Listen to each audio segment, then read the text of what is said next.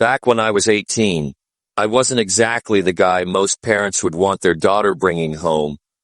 I was deep in gang life, running with the Latin Kings, thinking I was invincible. My family worried, but I didn't care. Then one Sunday morning, my grandmother practically dragged me to Mass. I wasn't religious, but she had that iron grip only grandmas have. You know, the one where you don't even think about saying no. That's when I saw her, Mary Saul. She was sitting in the pew with her family, looking like she belonged to a different world. Modest, kind eyes, a soft smile. A church girl in every sense. And me? I was this hard-headed kid with tattoos, scars, and a reputation. But when our eyes met, I swear it was like the noise of the world dimmed. I knew I wanted her. For the first time, I thought about the future. Not street fights. Not running from cops. Not drugs. A future. I started pushing away from the life I knew. I got my GED, took small jobs, and did everything I could to prove I was worthy of her. My grandmother saw it, and for once, she was proud. Mary Saul and I started dating, but not without bumps. She knew about my past, and she didn't trust easily. She told me once, "If you want a life with me, you need to leave that world behind completely." And I did. For her, things were good until one night changed everything. I had a run-in with an old enemy, someone I thought I had left behind. When I walked away from gang life, one mistake, one stupid decision to confront him instead of walking away. It ended in a fight, and I was arrested. Mary Saul was furious. My family doubted me. I sat in a cell for a month, wondering if everything I worked for was gone. But when I got out, I swore I would never put myself or her through that again. And then life threw me a curveball. Not long after, Mary Saul told me she was pregnant. My first thought, fear. I wasn't ready, but I was determined.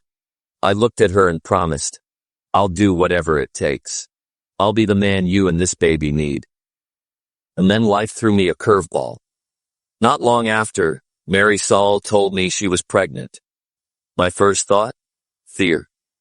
I wasn't ready, but I was determined. I looked at her and promised, "I'll do whatever it takes. I'll be the man you and this baby need." We eloped quietly. I became a mechanic. Long hours, grease under my nails, but honest work. Slowly, things started coming together. Eventually, I opened my own garage. When our daughter, Luna, was born, everything changed. Holding her for the first time was like holding my entire future in my arms. I promised her she would never grow up the way I did. We moved to the suburbs. Nice house, quiet streets.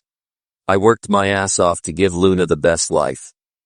I went to every recital, every parent-teacher meeting. I read her bedtime stories, even when I was dead tired.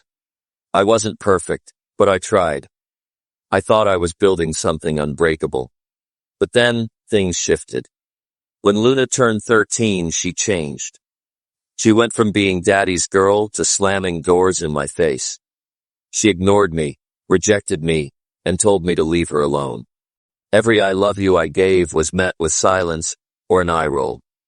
At first, I thought it was just teenage rebellion. I told myself she'd come around. But it only got worse. For 2 years, she treated me like a stranger. And I held on, clinging to memories of the little girl who once begged me not to let go of her hand. When her quinceañera was coming up, I wanted to do something special. Something to remind her of how much I loved her. I dug out an old tablet where I had saved some of our happiest memories. Pictures of us laughing, dancing, just being a family. And that's when my world shattered. While scrolling through the files, I found messages. Conversations between Luna and Mary Saul. My daughter, the girl I raised, fed, sacrificed everything for, was telling her mother that she didn't want to dance with me because I wasn't her father. That her real dad was my cousin. My cousin. She wrote that she couldn't wait to turn 18 so she could leave me behind and go live with him. I stared at the screen in disbelief. My chest tightened like someone was sitting on it. 15 years. 15 years of sacrifice, sweat, and love, reduced to nothing in a few messages. When I confronted Mary Saul, she crumbled. Tears, excuses, begging.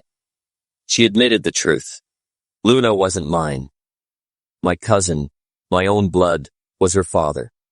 She claimed it was a one-time mistake, that it happened while I was locked up. But her silence when I asked how long she knew told me everything. She had been lying to me for 15 years. I couldn't even look at her. I went to my lawyer, sold my business, closed Luna's accounts, and started preparing for divorce. But I wasn't going to leave quietly. No. They wanted to humiliate me behind my back. I was going to make sure the truth came out in front of everyone. At the quinceañera, I smiled through the pain. I danced with Luna, even though inside I felt dead. And then the slideshow started. Only it wasn't just the happy photos, it included the messages. The truth. The room went silent. You could hear people gasp. My cousin's face went pale. Mary Saul broke down, begging me not to do this. But I stood tall. I told her, save your explanations for court. I looked at Luna and said, you don't deserve what I worked for. And before walking out, I knocked my cousin out cold in front of everyone. The aftermath was chaos. Mary Saul's family disowned her. My grandmother tried to guilt me, telling me I was breaking the family apart. But I told her, family doesn't do this to each other. Not real family. I kicked her out of my house too. Days later, Mary Saul showed up at my door, crying. She claimed again, it was just one mistake. That she still loved me. That we could go to counseling and fix things. She begged me to think about Luna. To think about the years we spent together. But I had only one question. How long did you know Luna wasn't mine? Her silence was louder than any scream. That was my answer. I lost it. I threw her stuff out onto the lawn. Told her she had no place in the life I built. She wanted me to just get over it. Like I hadn't been living a lie for 15 years. And just like that, the family I fought so hard for was gone. I don't know what the future looks like now. But I know one thing. I will never let anyone play me like that again.